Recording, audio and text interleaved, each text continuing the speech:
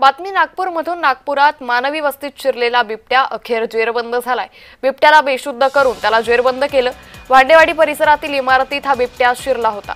बिबट्याला पकडण्यात वन विभागाला अखेर यश आलेलं आहे। त्यामुळे बिबट्याला जेरबंद करण्यात यश आल्याचं पाहायला मिळतंय। मानवी वस्तीत शिरलेला हा बिबट्यानं धुमाकूळ घातला होता आणि आता या बिबट्याला अखेर बेशुद्ध करून जेरबंद करण्यात वन विभागाला यश आलंय।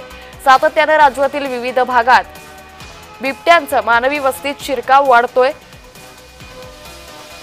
या संदर्भात अधिक माहिती घेऊयात आमचे प्रतिनिधी तेजस मोहतुरे यांच्याकडून। तेजस, ज्या बिबट्यानं मानवी वस्तीत धुमाकूळ घातला होता अखेर त्याला जेरबंद करण्यात आलंय, काय अधिक अपडेट?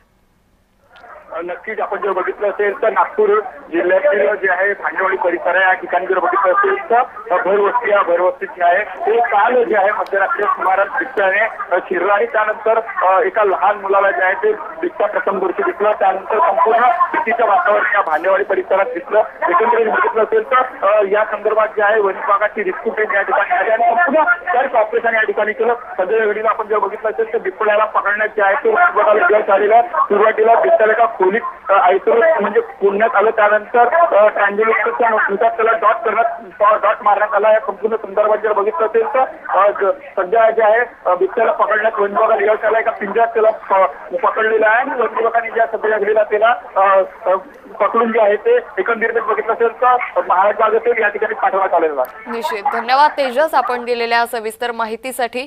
तर भांडेवाडी परिसरातील इमारतीत हा बिबट्या शिरला होता। अखेर या बिबट्याला बेशुद्ध करून जेरबंद केलाय।